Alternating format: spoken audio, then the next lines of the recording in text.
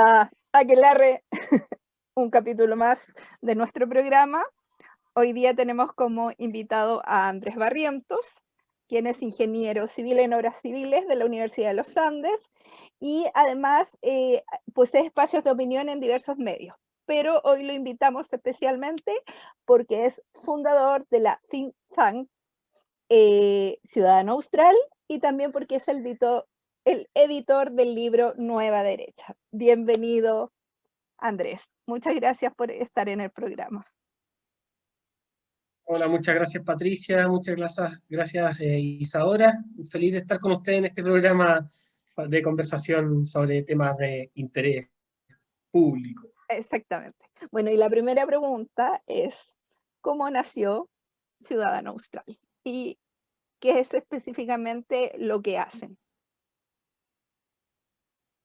Bueno, esta pregunta me la han hecho varias oportunidades, pero principalmente un grupo de jóvenes amigos que partimos en el liceo haciendo actividades por nuestros compañeros de curso y del Liceo de Castro. Nosotros estudiamos en el Liceo de Castro. Una vez que salimos del liceo, nos fuimos a estudiar a las universidades y ahí conocimos un poco más acerca del tema de la política universitaria. Entonces, con ideas comunes sobre la libertad, la sociedad libre y responsable, principalmente, empezamos a agruparnos y a formarnos en distintas temáticas de interés de economía, de mercado, en temáticas de cuáles son los principios fundantes de una sociedad que funciona, una sociedad libre, y también la defensa de la dignidad humana. Eso pasamos por cursos de formación en el Instituto Keito, en Libertad y Desarrollo, Fundación Jaime Guzmán. Entonces nos hicimos una pregunta porque veíamos que en nuestro territorio, en la isla de Chiloé, en la región de los lagos, no se hablaba de las ideas de la libertad. Todo estaba circunscrito a los problemas de la contingencia. Entonces es muy difícil innovar en política o mejorar la calidad de la política solo reclamando, ¿no? Entonces nosotros con un espíritu muy proactivo nos tomamos la idea de que si ¿quién va a hacerlo si no lo hacemos nosotros? Entonces, si nosotros tenemos la herramienta, nosotros tenemos que devolverle a nuestro territorio aquello que nos vio crecer y nacer. Por lo tanto, ahí creamos Ciudadano Austral como una vía de defender, promover las ideas de la libertad en lugares donde no habían llegado antes y donde vemos siempre los mismos políticos de siempre, con su populismo de siempre, etcétera, y que continúan muchos de ellos. Pero empezamos a refrescar un poco el debate público, tanto en cartas al director, columnas de opinión, no empezamos a tomar los espacios, principalmente. Y eso llevó a que pasemos de Chiloé a Puerto Montt, a la región de los lagos, a Palena, Chaitén, después a Punta Arenas, y al día de hoy hemos realizado ya en estos 7 años actividades en más de 6 o 7 regiones del país, principalmente del sur, pero también en Santiago y Valparaíso, y también en cerca de 9 países alrededor del mundo. Hemos hecho charlas en Italia, en Paraguay, Guatemala, Argentina, Bielorrusia, Eslovenia, etcétera. Así que no, estamos súper contentos de lo que hemos logrado, así que estamos de a poco diseminando las ideas y formando jóvenes también, que para nosotros es súper importante, y estamos muy orgullosos que hoy hay muchas personas que han pasado por cursos de formación nuestros y son candidatos a concejales, alcaldes, constituyentes, así que estamos felices con eso porque vamos sembrando granos de arena por la libertad y que sabemos que tenemos más de muchos años donde estas ideas no se han hablado con claridad. Así que eso, yo creo que es un trabajo arduo, y también agradezco a las personas, todos los que han colaborado desinteresadamente a Ciudad Austral, porque nosotros somos un centro de estudios que somos voluntarios. Así que eso, un saludo a todos los que han estado en Ciudad Austral desde los inicios hasta los que están actualmente también produciendo actividades, material, etc. Y en esa misma línea, ¿crees que hay un giro más hacia el mundo intelectual y el mundo de las ideas de parte de la derecha, centro-derecha actual? Porque la derecha por muchos años simplemente como que existió y siempre fue más bien tecnocrática y no habían como grandes voces intelectuales, ni quizás una vez a las miles, no sé, Morgen Pérez de Arce escribiendo alguna cosa, pero no era como un gran defensor de las ideas de la libertad. Ahora con esta creación de nuevos think tanks y todo, ¿crees que hay como un giro hacia más intelectuales o gente formada en otras cosas que no sea simplemente abogados o ingenieros comerciales? Ahora efectivamente como entrando a una nueva etapa de una derecha más, más educada, quizás esa sea la palabra, más formada, más intelectual, con ideas más claras. Yo creo que la derecha siempre ha tenido intelectuales y divulgadores, sin embargo, creo que ha habido serios problemas de difusión y también de algo muy común, y perdonen la vulgaridad, pero es como algo de creerse el cuento. La derecha no se ha creído el cuento, ha sido temerosa a sus ideas. Recordemos, por ejemplo, en la política formal, la campaña de Longueira. La campaña de Longueira era vota Longueira. Era como pa' callado, así como, si eres de derecha no lo dices, no estás orgulloso de serlo. Y yo creo que esas cosas están cambiando, sobre todo las nuevas generaciones. Las nuevas generaciones tienen redes sociales, en Instagram se expresan, en Twitter. Yo creo que las redes sociales, si bien han generado ciertos problemas nuevos en la sociedad y nuevas pugnas y nuevos dilemas, también han contribuido a que las personas que no se atrevían a hacer ciertas cosas puedan replicar mensajes políticamente incorrectos. Yo creo que ahí tenemos una gran efervescencia de las ideas, como lo dijo Cristian Larroulet el año 2015, que él ya veía que habían algunos centros de estudio, lo cito en mi libro, el año 2015 la segunda, que estaban emergiendo con alguna nueva idea. En su momento era 180, FPP, Ciudadano Austral. El FPP surgió en 2012, si no me equivoco, nosotros en el 2013. En ese mismo momento, un poco antes, estaba el IES. Pero todo esto yo lo asocio también, y lo menciono en el libro, en el capítulo 8 que escribo, sobre el tema de los centros de estudio, es que es algo complementario. Aquí no es el que esto es lo que vale y esto no. Que si es que eres youtuber o no eres youtuber, si es que tú eres instagramer o no, si es que tú eres intelectual o no. Todos contribuyen con un grano de arena a lo que podríamos llamar batalla cultural, que es a que nos enfrentamos a el progresismo imperante. Y eso es una realidad, aunque los progresistas que tienen la hegemonía en los medios de prensa y comunicación masivos, aunque ellos lo nieguen. Hoy día escuchaba a Fernando Paulsen que decía que ellos no tenían ningún contrato en los que les señalasen una línea editorial en CNN. Es muy claro, probablemente es verdad, pero CNN no contrata a personas que no sean progres. Entonces hablemos con sinceridad. Entonces, ese es un tema que es bien interesante. Yo creo que hay una efervescencia en las ideas de jóvenes, sobre todo, de que ven como un acto también de rebeldía el mostrar unas ideas contrarias a lo que están escuchando todo el día, a lo que repiten en los matinales, a lo que repite la prensa, a lo que le repiten los profesores. Eso por un lado. Por el lado de los think tanks, tenemos una trayectoria histórica desde el término del gobierno militar. En esos momentos ya estaba el CEP. El CEP surge alrededor de los años 80, a principios de los 80. Trajo a Milton Friedman, trajo a Hayek, a Gary Becker, a Margaret Thatcher, etc. Pero cuando termina el gobierno militar, se configuran los centros de estudio asociados a los partidos políticos y otro enfocado a hacer políticas públicas para preservar también las políticas de mercado del gobierno militar, en este caso, libertad de desarrollo. Entonces, su foco era ese tipo de políticas públicas, de asesorar el Congreso, etc. De ser como un guardián de la Constitución, más que todo también, y de las leyes bien hechas. En gran parte de todas las leyes de los años 90 en libertad de desarrollo tuvo una incidencia muy fuerte, y por lo tanto eso también contribuyó a que tengamos un crecimiento muy grande, etc. Entonces hay que juzgar las cosas en su justo mérito, así como también los think tanks asociados a los partidos políticos. Entonces no podemos juzgar con ellos. ¿Han sido necesarios? Sí, pero insuficientes, siempre insuficientes. En la batalla cultural tú necesitas permear todas las capas asociadas también a lo que significa las ideas políticas. Y ahí, luego el 2011, con y nos vamos a saltar mucho rato de los años 90 principalmente, donde se primó la lógica de los grandes consensos, el consenso de Washington, etcétera, que se aplicó previamente en Chile ya muchos años antes en forma excepcional. Diríamos que el 2011, cuando se produce, bueno, posterior a la Revolución Pingüina del 2006, el 2011, cuando se produce el quiebre por la gratuidad de la educación, surgen e irrumpen todas estas generaciones, hijos de la concertación, culposos de promover economía de mercado con una variante más de gasto público, economía social de mercado, como le suelen llamar algunos. Y de esta manera, también algunos hijos de centroderechistas, por supuesto, ellos ingresan al Congreso, irrumpen con ello y empiezan a cambiar también, a revelar todo lo que estaban dando estas nuevas generaciones, empezaron a abrir espacio.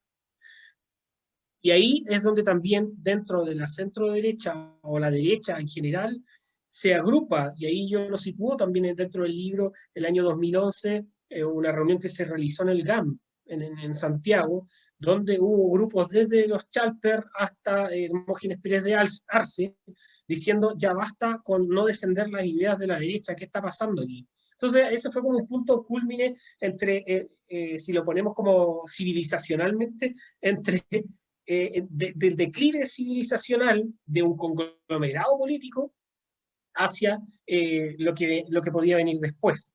Ese fue un vaticinio de la irrupción después del Frente Amplio, del Partido Comunista como un actor muy importante dentro de la batalla hegemónica del país, y así también la configuración de nuevos centros de estudio.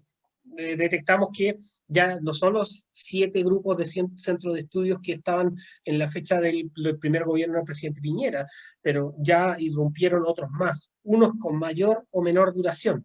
Pero es muy interesante el fenómeno porque se empieza a hablar de libertarianismo, por ejemplo, se empieza a hablar de nacionalismo nuevamente. Yo creo que hay cosas muy interesantes que rescatar. En el gobierno militar a últimos años, sobre todo después del año 85, los mismos políticos de la UDI hablaban de la gesta libertaria o de la noción libertaria del ser humano. Después eso fue eliminado. El mismo José Piñera también solía hablar, o el mismo Vigi, y los partidos políticos formales hablaban de una visión libertaria del ser humano. Interesante, porque ¿Y eso fue aniquilado por después qué del crees tiempo. que eso se aniquiló o se escondió? Yo creo que porque ese concepto se asoció mucho a la gesta del gobierno militar. Entonces se empezó a suprimir, obviando un poco la noción del sentido de la palabra en sí misma. Entonces se asociaba a la palabra, por lo menos cuando uno ve, terminó quedando como la gesta libertaria por parte de la gente más militarista, la gente que defendía el gobierno militar como en sí mismo. Entonces yo creo que eso fue una de las cosas que se aniquilaron del discurso, no por la palabra y lo que significa, sino que por la significación que se le dio al asociarlo directamente al gobierno militar. Entonces eso fue obviamente aniquilado porque había que romper en cierta medida con ese periodo para poder llegar a grandes acuerdos y todo lo que Sí, vimos en el... de eso mismo te quería preguntar, porque como dijiste en un principio que la onda era vota por Longueira, el voto secreto de la derecha, que cuántos años pasamos que nadie quería asumirse de derecha ni decirles, o sea, no sé, yo hasta el día de hoy hay varios amigos, nunca les digo así como cuál es mi tendencia política, porque yo encuentro que hay algo que la derecha no ha superado y ahora encuentro que se está yendo en la dirección contraria, que es el fantasma de Pinochet. A fin de cuentas, todos los que nos hemos considerado de derecha en algún minuto tenemos que lidiar con el fantasma de Pinochet como si fuera culpa de nosotros, todo lo violaciones de derechos humanos durante la dictadura, ¿cachai? ¿Cómo está lidiando esta nueva derecha con el fantasma de Pinochet? Que a fin de cuentas es la mochila que cargamos. Es como, no sé, ser de derecha en Alemania que cargas con la mochila de que te vayan a tirar de nazi, a pesar de que lo tuyo son las ideas de la libertad, el libre mercado, el capitalismo. ¿Qué está haciendo? Porque yo ahora he visto gente ya flagrantemente pinochetista a una edad y de parte de una generación que me parece un poco anacrónico y pésima idea. Así que no sé qué opinas tú. Mire, yo creo que hay dos cosas. Uno es cómo te van a tratar o cómo te van a ver o cómo te van a caricaturizar los demás, que en este caso el adversario. Y el adversario lo podemos situar como todo el ambiente progresista general. que va a caricaturizar y no va a analizar con objetividad las cosas. Por lo tanto, toda manifestación nueva de lo que pueda ser como una resignificación de el ideario de una derecha que defiende la libertad, que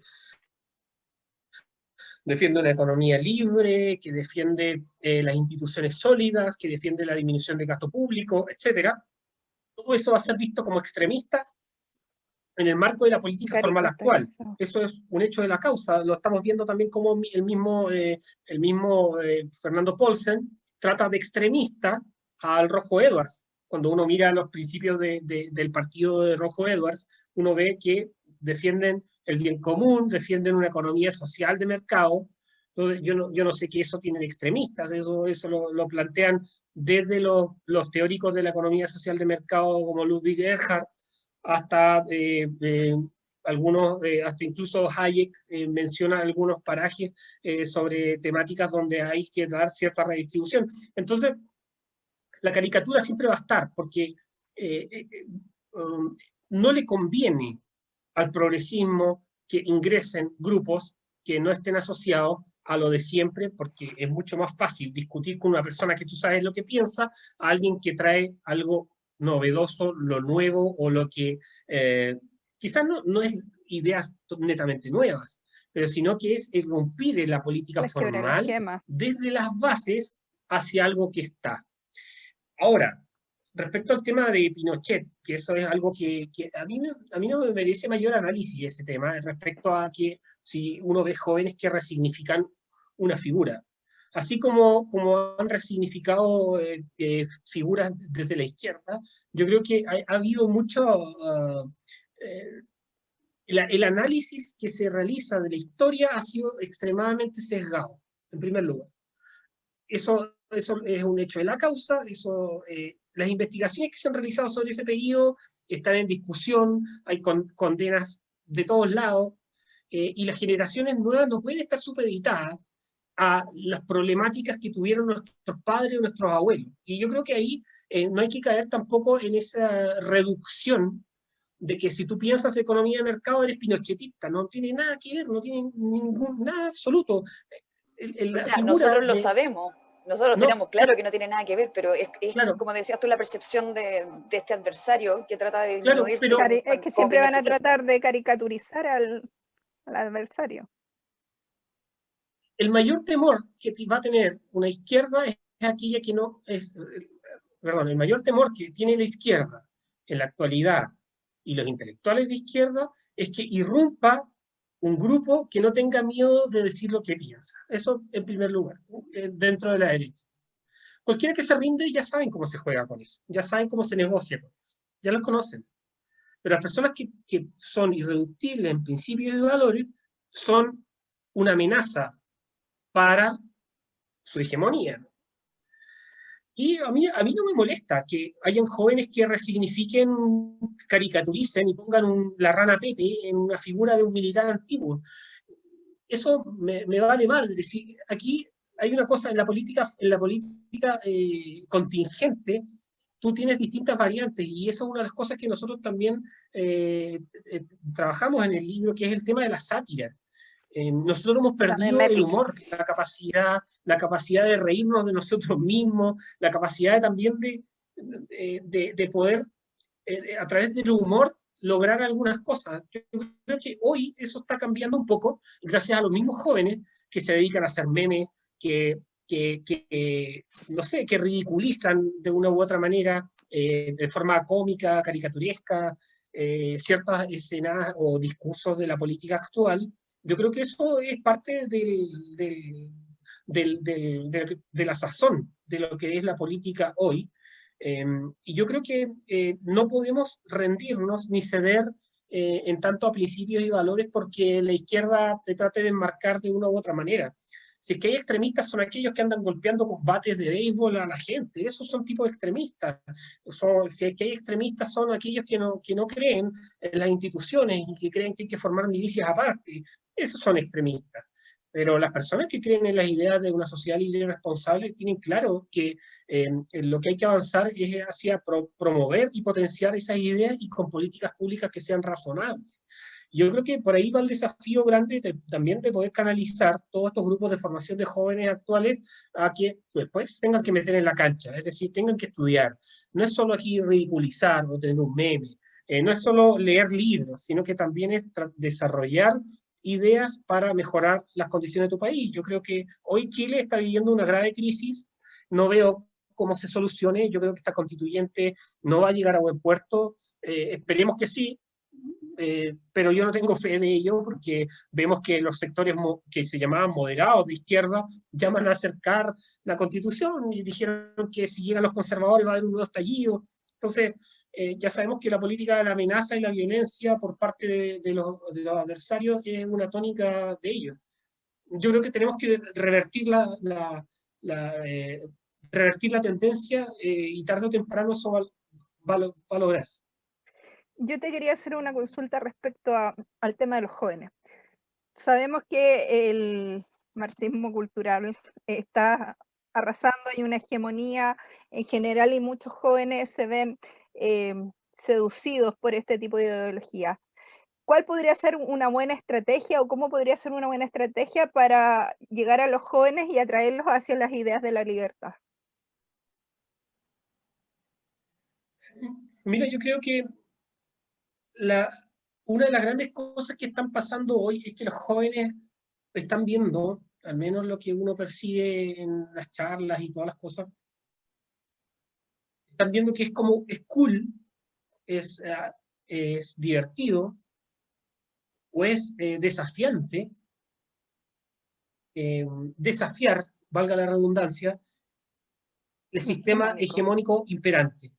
Y cuando hablamos del sistema hegemónico imperante no es pensar en conspiraciones, sino que es ver, ¿usted tiene medio de prensa? Sí. ¿Quiénes son los periodistas? Estos. ¿Tienen opinión política? Tienen opinión política. ¿En qué banda del diagrama de Overton se encuentra?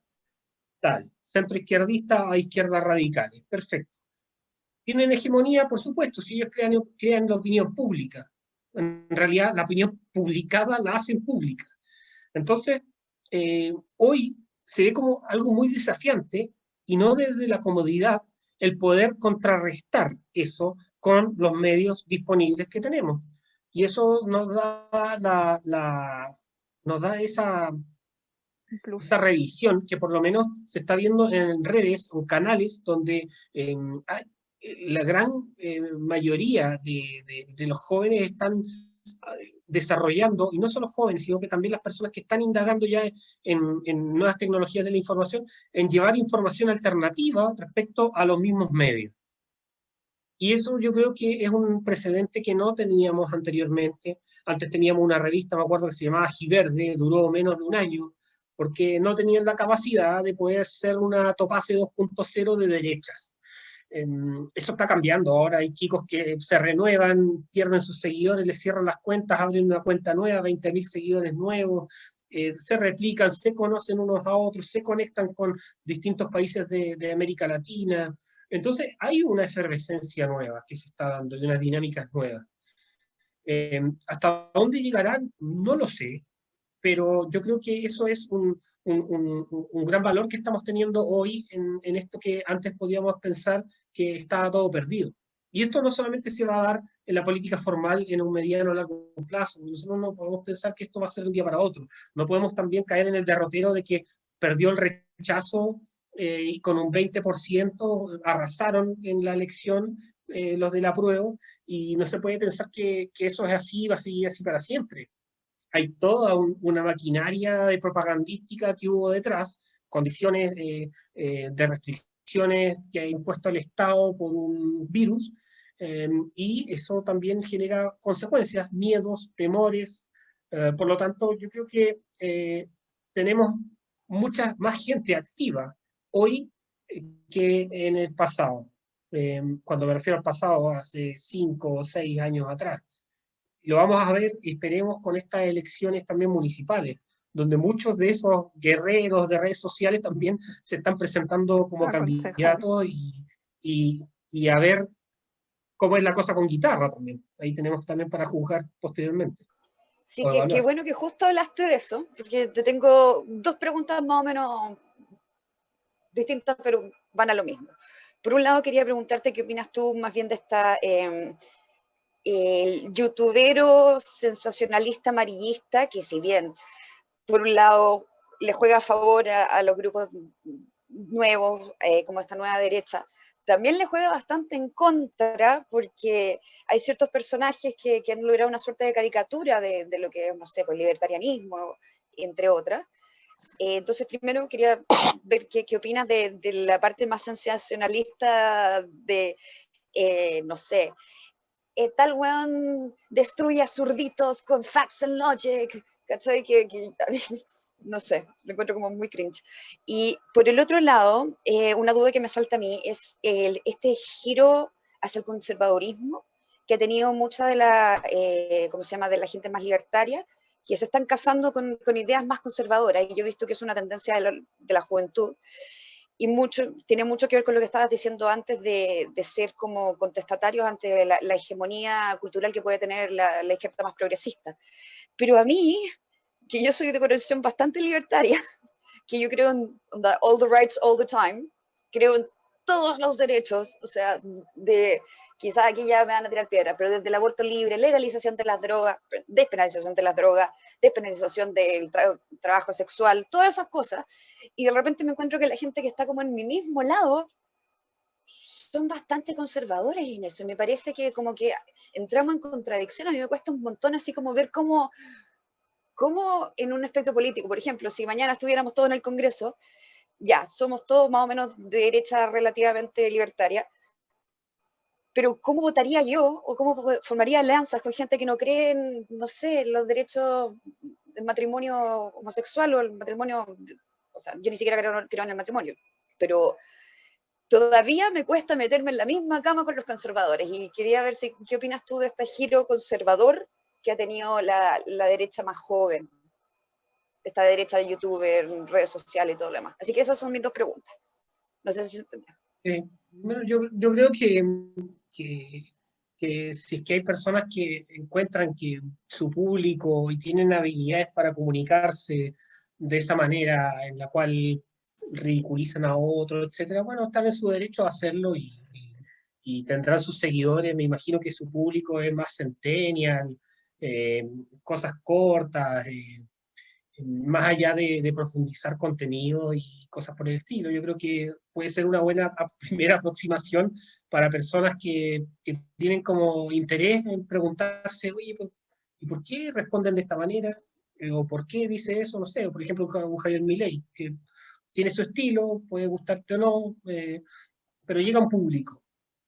Yo creo que hay que llegar a todos los públicos, entonces no me produce problema que sea así.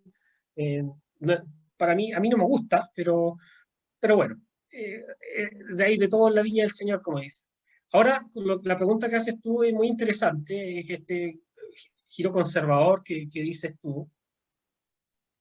En la política formal no ha habido ni libertarios, ni conservadores reales, ni quizás algunos conservadores sí, pero conservadores estatistas, nacionalistas casi nada. Entonces, yo veo muy positivo existan sectores conservadores que se declaren conservadores o que promuevan ideas conservadoras, asimismo ideas liberales, libertarias y nacionalistas, aunque no me guste, por ejemplo, el nacionalismo como concepción. Sí, la concepción patriótica que señala Juan Pablo II en su diferenciación del concepto de la tradición y de la identidad, pero no respecto a que una nación es superior a otra. Eso cuando se refiere al nacionalismo en el libro Memoria e Identidad.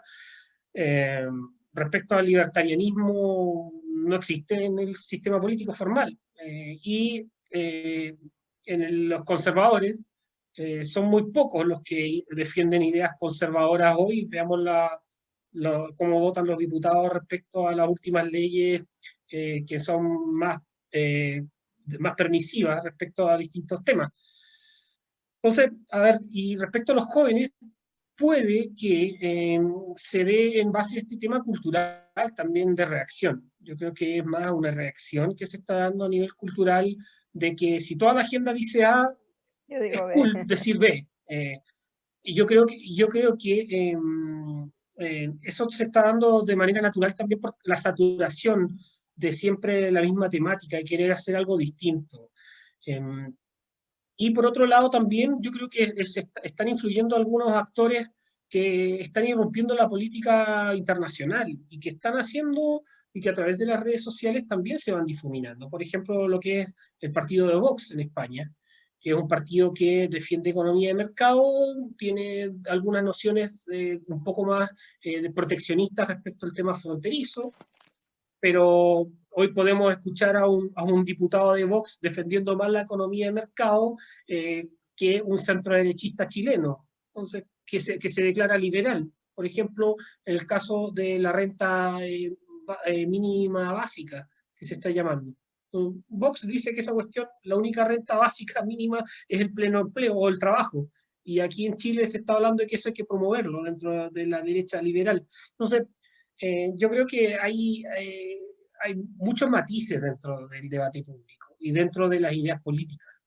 Y no sé, yo creo que no hay que calzarse mucho con una, bueno, hay gente que es más dogmática que otra, pero lo único que sí creo que es necesario es que hay que derribar el mito, hay que derribar y destruir el mito de que el ser centrista es sinónimo de lo bueno, de lo bien, de que en la moderación, no me refiero a andar gritando, de abstraerse y ser tímido, de que la moderación como la política pública, como el consenso, eso. Hay que romper el mito de que el consenso es aquello que es lo bueno para una sociedad. Mientras más disenso tenemos, podemos quizás llegar a mejores políticas públicas y a mejor desarrollo de nuestro país. Y yo creo que hoy tenemos disensos profundos y estamos forzando algo que no existe en la sociedad, que es la unidad y el consenso. Eso no existe hoy. Lo que hay es negociaciones en base a disensos. Si que todo hay consenso, mucho mejor vayamos a Norcorea. Si que queremos un consenso, vámonos a China. Ahí tenemos un partido con consenso, con unidad. Entonces, ocupamos mucho esta retórica, estas palabras, nos gusta utilizar estas palabras bonitas para la galería, pero en realidad se diluyen en la realidad. Llevamos 3 años hablando de unidad, de consenso, grandes acuerdos, y no existen ni los acuerdos, ni consenso, ni unidad. Entonces, ¿para qué tapamos el sol con un dedo? No, de hecho, sí. Sí, es que de hecho iba a ser como una analogía, porque, o sea, no analogía, una observación. Porque, para cerrar la idea, Pati, y yo lo que creo, y esto también nosotros tratamos de trabajar en el libro Nueva Derecha, nosotros no planteamos ninguna teoría de que esto es la nueva derecha, sino que lo que sí es sacamos algunos elementos que pueden configurar lo que podría ser una nueva derecha, ¿ya? Que es, por ejemplo, quiénes son los primeros que se sentaron y que pasaron a la calle a expresar sus emociones y su descontento sobre políticas públicas de lo que podríamos considerar de nuestro sector. Los evangélicos, algunos que otros católicos, contra el aborto, con lo que fue la Marcha por Jesús. Ahí se dieron los primeros movimientos antifa que fueron a golpear gente. Interesante. Vemos también el tema de la efervescencia de nuevos centros de estudio, de características socialistas cristianas, liberales libertarios, de distintas índoles, que eso no estaba antes. Entonces hay elementos que se van dando en esto que podríamos llamar la política no formal, lo que son las bases de un cambio cultural, y que nosotros lo catastramos, lo tratamos de desarrollar, y es algo que puede ocurrir en Chile. ¿Y qué vemos? Que hay vertientes, así como decías tú, Isadora, conservadoras, liberales, libertarias, y también nacionalistas, y que en una u otra manera pueden conversar en ciertas cosas. Por ejemplo, el mismo Rojo Edward señalaba que dentro de ideas republicanas hay personas que son liberales y libertarias, pero colaboran ahí y saben que los conservadores les importa mucho el tema de la familia, por lo tanto dicen, mira, si ustedes conservadores promueven disminuir los impuestos a la mitad, yo no me meto en ese tema. Entonces hay disensos, pero que se pueden llegar, en base a negociaciones, a algunos acuerdos para mejorar la calidad de la política en una u otra dimensión. Yo no lo veo eso como algo negativo. Lo que sí veo, para ir cerrando esta idea, es que esas tres corrientes están ausentes de los partidos políticos tradicionales hoy. Entonces, es un catastro, existe, nosotros lo tratamos de señalar, existe, es ignorado por la élite política, pero están las bases y tienen opinión. Entonces, ¿quién va a ser aquel líder de la política que quiere ingresar a la política formal, que trate de agrupar esos tres grupos? Va a ser muy complicado, pero en Polonia, por ejemplo, existe Confederanza. Confederanza es una coalición de distintos partidos como el Frente Amplio, donde tienes paleolibertarios, liberales libertarios, tienes conservadores, tienes nacionalistas, y incluso algunos los tratan de fascistas, pero son un grupo que logró el 7,9% en Polonia. Bueno, en Polonia también es un caso especial, pero es interesante. Yo creo que en Chile existe un sustrato basal para poder lograr eso, pero eso es en largo plazo, ¿ya? Y esa es como la opinión que quería dejar. Sí, no, mi observación que te iba a decir cuando tú hablabas de los consensos, es que desde que yo tengo uso de razón, cuando asumió Elwin, siempre empezó a hablar del consenso, que todos tenemos que hacer, juntar nuestras ideas y llegar a acuerdos, y todo eso que parecía tan real, el 19 de octubre del 2018 demostró que no era real, que nunca fue real, que nunca hubo consenso, que todo fue un voladero de luces. Eso era lo que quería. Sí. Y Mira, que sí, es algo súper simple. La izquierda en Chile siempre ha querido cambiar la Constitución. Ya está.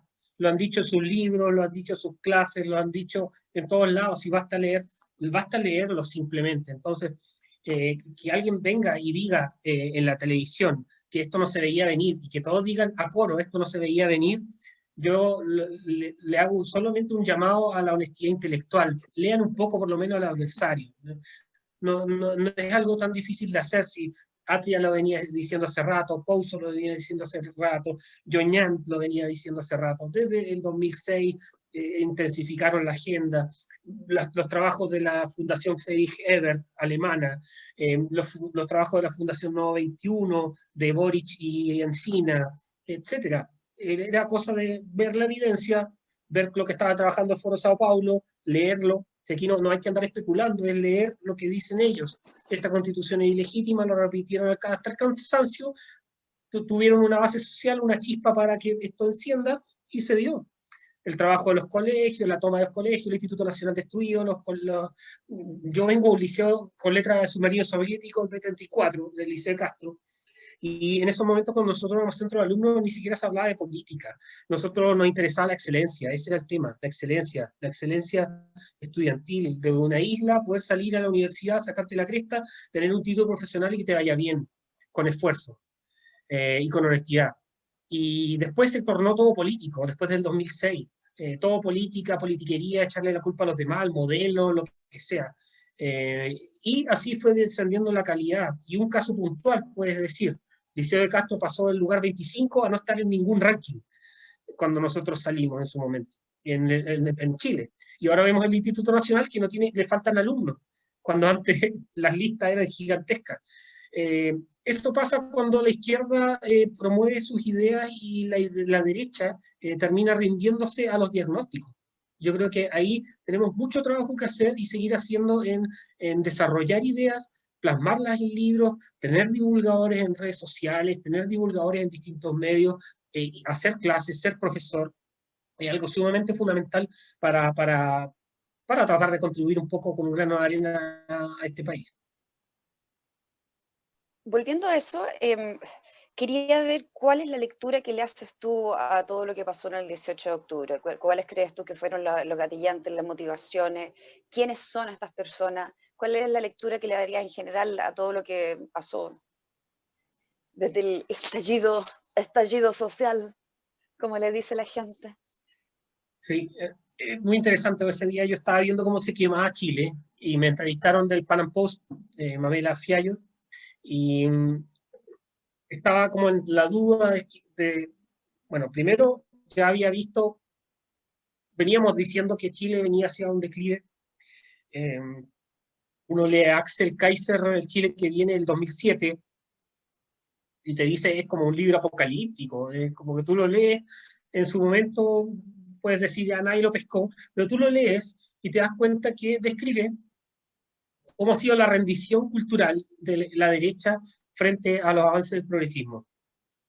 Después escribe su libro más popular, que es La fatal ignorancia, la anorexia cultural de la derecha chilena frente a los avances del progresismo. Y bueno, todo se cumplió tal cual fuese diseñado una especie de plan. Pero en Crónica realidad de una estas cosas muerte nos pasan por... Claro, es como crónica de una muerte anunciada, como si hubiese sido un plan, pero en realidad los climas culturales no van cambiando porque se incendia una cosa de un día para otro y se hace un cambio cultural. No, esto es un cambio de mucho tiempo. Como les decía anteriormente, la Constitución siempre se quiso cambiar. Entonces, la delegitimación de la Constitución era algo natural que se estaba dando. Si en todos los colegios y todas las nuevas generaciones se les inculca que la Constitución es ilegítima, bueno, claro, obviamente va a haber mucha gente y jóvenes de mi edad, o bueno, yo ya no soy tan joven, pero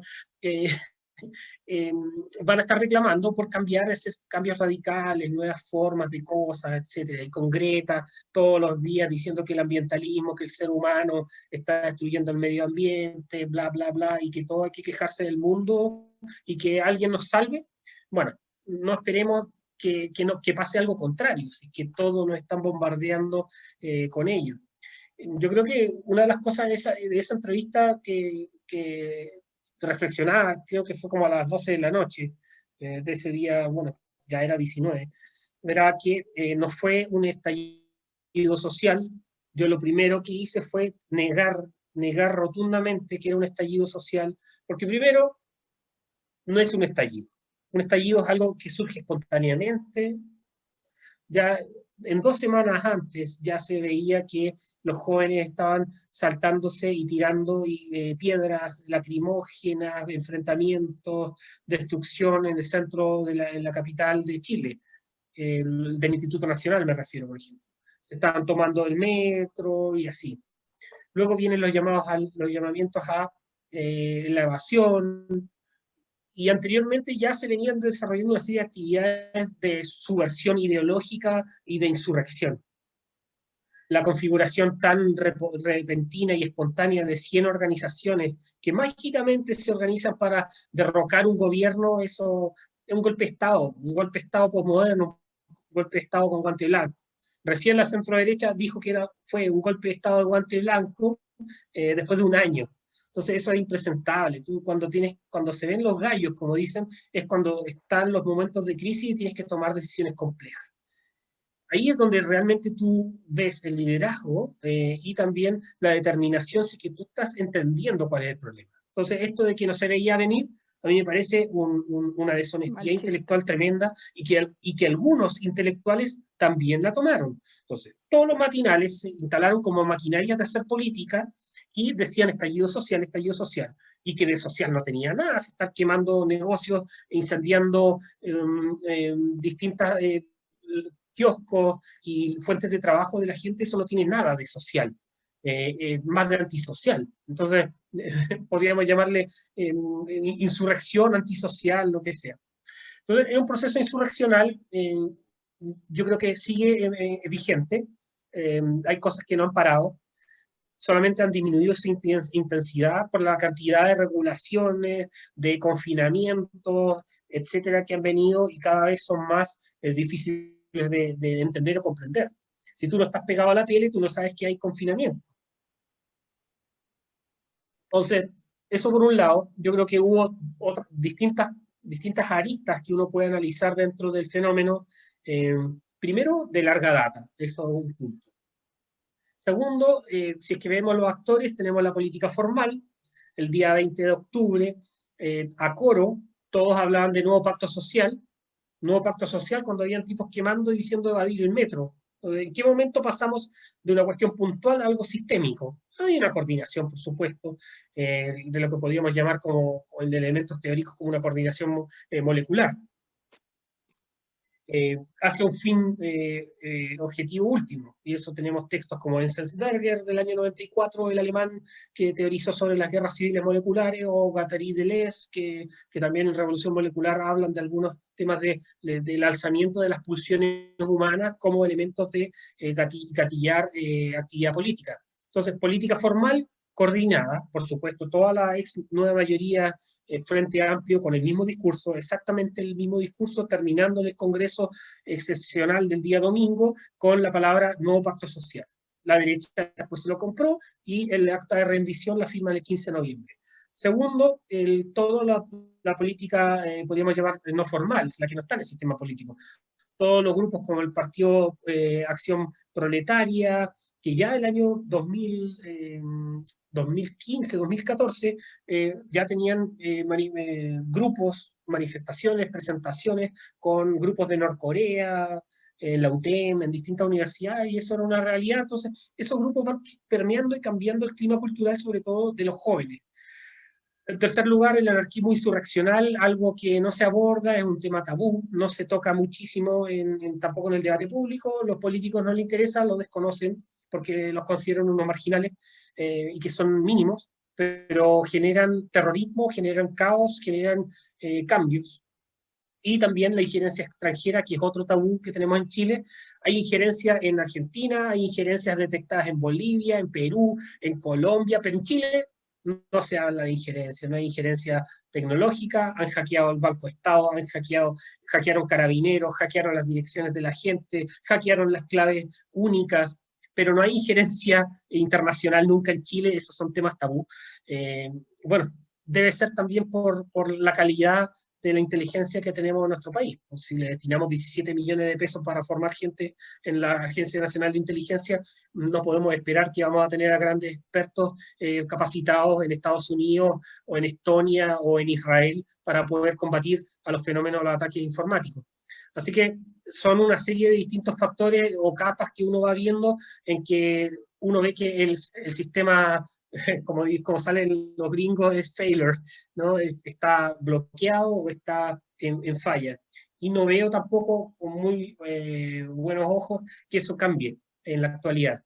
Porque si hay un problema con algo, el tema se lo da a la institución, pero los políticos se lavan las manos. Entonces, no sé, yo veo que ahí hay mucho que aportar en el futuro, pero estamos muy sesgados y estamos muy aislados de lo que es la discusión global y mundial. Yo te quería hacer una pregunta, porque hemos hablado siempre en este programa, digamos, desde el punto de vista de la intelectualidad, del conocer autores, de estudiar textos, pero ¿cómo yo convenzo a la peluquera de la esquina, al panadero, a la señora Juanita, de que no es un estallido social? ¿Y cómo lo convenzo además de que existen otras ideas alternativas a esta hegemonía? Porque, claro, es fácil hablar de libros, de intelectuales, de profesional a profesional, pero ¿qué pasa con la gente común y corriente? ¿Cómo yo llego a ellos? Mira, esa es una pregunta que desde que me interesé por la política ha sido algo que siempre se pregunta, como, ¿qué hacemos para llevar nuestras ideas? Y en realidad las cosas, más que teorizarlas tanto, son más simples mucho más simples. Las respuestas complejas a veces tienen respuestas simples. Y yo lo que creo es que eso se da en base simplemente a las relaciones humanas. ¿Sí? Si tú a tu peluquero y tú lo frecuentas una vez al mes, y bueno, a veces estás viendo televisión, generalmente, y tienes que contrarrestar 3, 4 años de propaganda, pero a veces con las mismas cosas que ellos realizan, tú puedes dar algunos ejemplos para poder ir desarrollando una idea y así como inductivamente llegas a alguna cosa que le produce sentido. A mí me ha pasado mucho con los taxistas, por ejemplo. No con un seminario, a veces tú haces un seminario y llega la gente que te quiere escuchar nomás. Pero una de las cosas interesantes que se dan, por ejemplo, los taxistas, es que los taxistas siempre están escuchando la radio, siempre están escuchando opinión. Por lo tanto, siempre los taxistas tienen opinión y tú puedes palpar algo de lo que están sintiendo. Y ahí es donde tú puedes decir algunas cosas, por ejemplo, en el tema del 10%, la gente como que decía, qué bueno, la AFP roban, entonces saquemos el 10%. Después como, no, pues si es mío.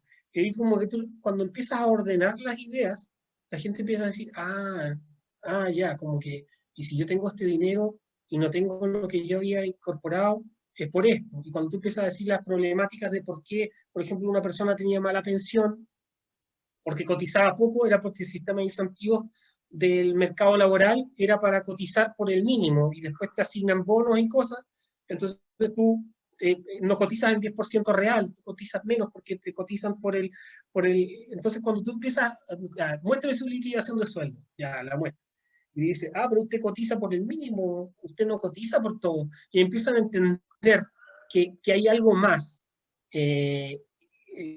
que se puede desarrollar, no es que uno llegue y dice, oh, Milton Friedman decía esto, no, eso, la gente se va a aburrir, va a decir, eres un latero, pero las cosas se dan con naturalidad del llevarle su día a día. Nosotros partimos en Ciudad Austral, por ejemplo, yendo a ferias, las primeras actividades, íbamos a ferias de Ancud, a ferias de Dalcahue y Castro, íbamos y nos íbamos a tomar un café, un té con una empanada, una rosca chonchina, lo que sea. Y la gente llegaba, nos atendía súper bien.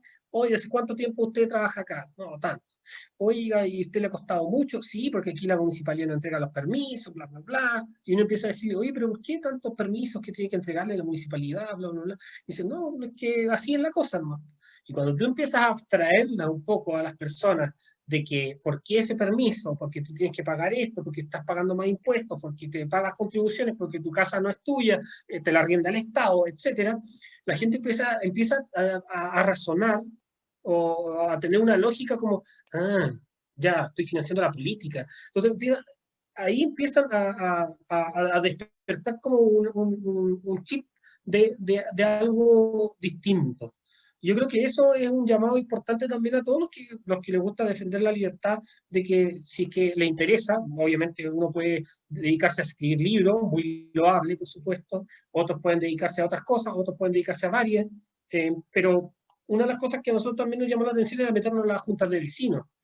Nosotros llamábamos a las juntas de vecinos de algún conocido y nos juntaban señoras, jóvenes, cabros chicos, de todo, y le íbamos a hablar de economía de mercado. Entonces les partíamos con preguntas como, ya, ¿usted para qué es la economía? ¿No? El andar, tener plata, no sé. Y ahí partíamos y íbamos desarrollando el tema de la economía, de cómo se financia el Estado, y por qué ellos tienen una sede, por qué se agrupan como organización intermedia, por qué llegan políticos para allá y por qué no es de otra forma.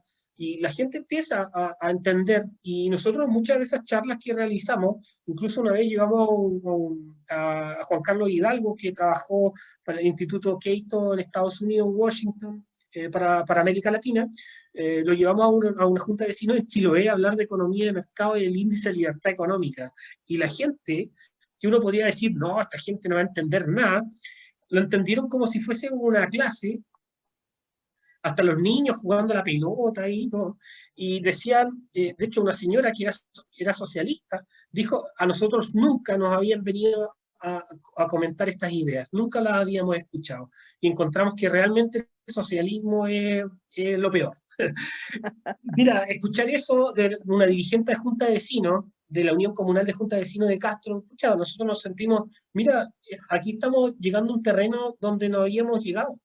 Y yo creo que hay mucho que explorar y hay distintos nichos de mercado para poder desarrollarlo. En educación previsional, en educación de la historia, en educación económica, etcétera. Yo aprendí economía después de la universidad, porque los cursos de economía era oferta-demanda, ya está, y era keynesianismo puro. Entonces, no te muestran que existen otras corrientes.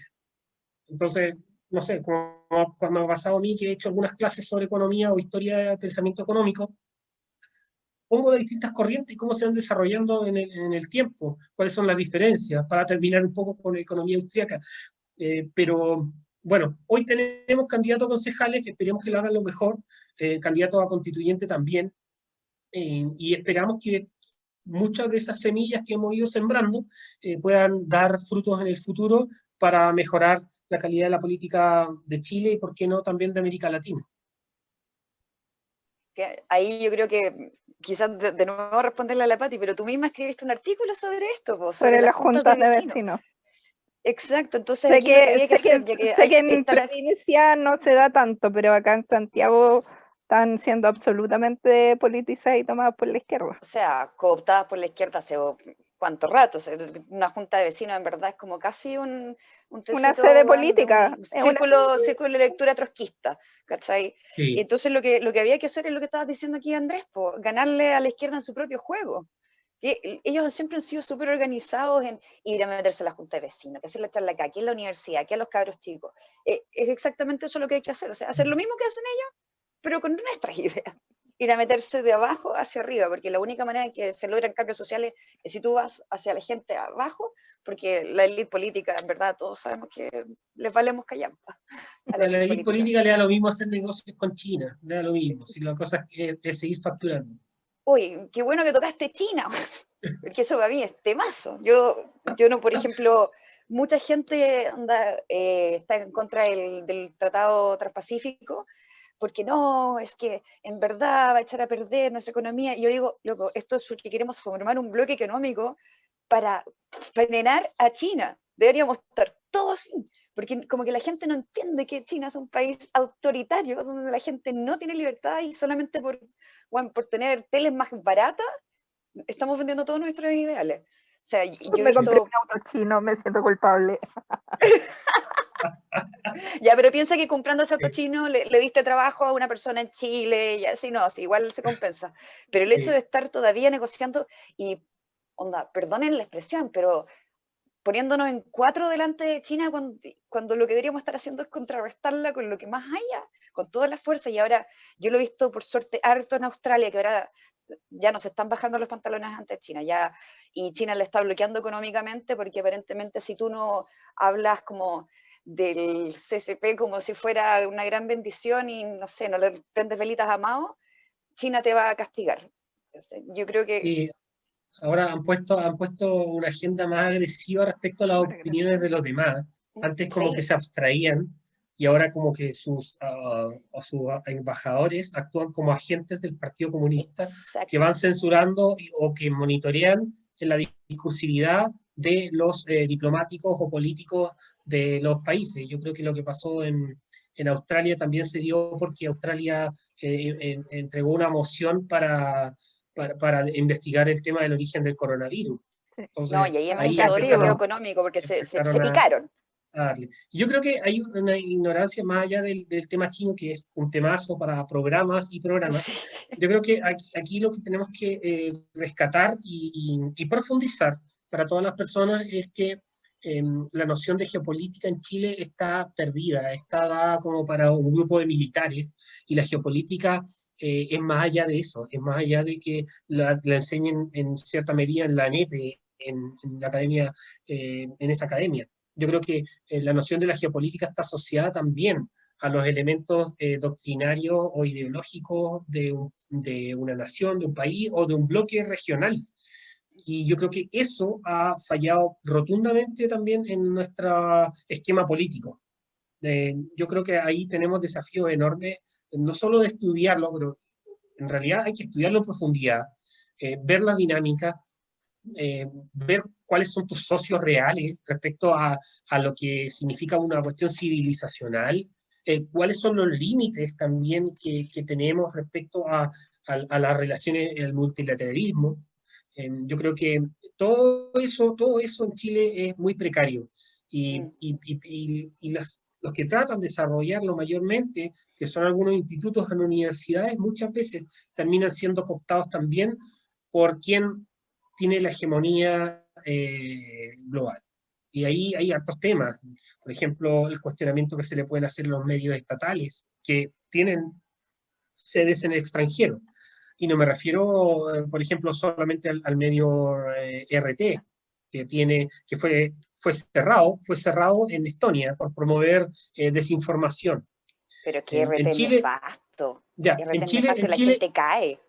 pero tú sabes que en Chile esas cosas no hay injerencia, entonces todos los medios asociados a Telesur, RT, etcétera, Deutsche Welle, por ejemplo, que es la filial del Estado alemán, es un agente promotor de lo que podríamos llamar desestabilización. Siempre están atentos a toda la cosa progresista que está irrumpiendo en Chile y la ponen en temática como en clave de lectura progre. Los documentales que realizan con un sesgo ideológico tremendo, los corresponsales que están en el país también lo son. Entonces, ¿por qué no hablamos del el sentido y la noción de ello? Porque aquí hay muchos liberales que dicen, no, pero que vengan los que quieran. Oye, pero es un medio estatal. No estamos hablando de algo de mercado y que compite y etcétera con igualdades en las reglas. Entonces, ahí es donde tenemos una noción de geopolítica que a veces es complementaria y está muy relacionada también con los elementos de la política de mercado, igualdad ante la ley, sin fraude, etcétera. Pero esos medios tienen un poder de información muy importante, porque esos El son los soft medios que te power. hacen son los que te hacen el fast-checking y que te dicen lo que es verdad o es mentira. Incluso cuando es mentira, terminan mostrándolo como media verdad. Y la gente lo cree porque es fast-checking del medio internacional, que es la agencia millonaria pagada por el Estado alemán. Claro. Pero nadie dice nada de eso.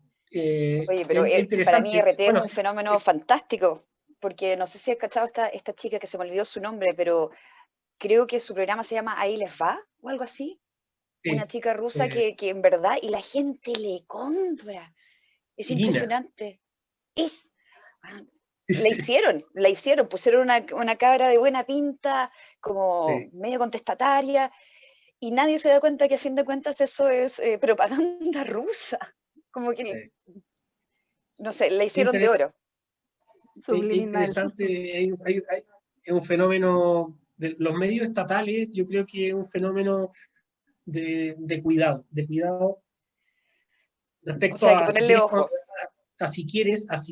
si tú eres político y tú quieres promover la cohesión territorial, cohesión nacional, tú tienes que tener cuidado también en cuáles son los intereses de otros países, eso es algo claro. Y si son medios o agencias estatales,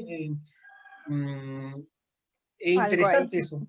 A mí me llamaba mucho la atención el medio estatal alemán.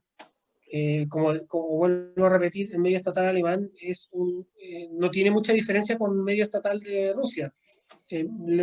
Chequéenlo nomás. No tienen tantas personas como propagandísticas, pero sí en los medios, cómo exhiben las noticias, es interesante. Pero bueno, ahí podríamos pasar mucho rato hablando de eso. Da para varios. Da para todo otro programa. Pero claro, hay distintas áreas y temáticas. A mí, como que digo, me llama mucho la atención que en Chile se ignora la geopolítica, se ignora todos los temas estratégicos. Yo creo que ahí tenemos un gran vacío y eso nos puede jugar muy en contra.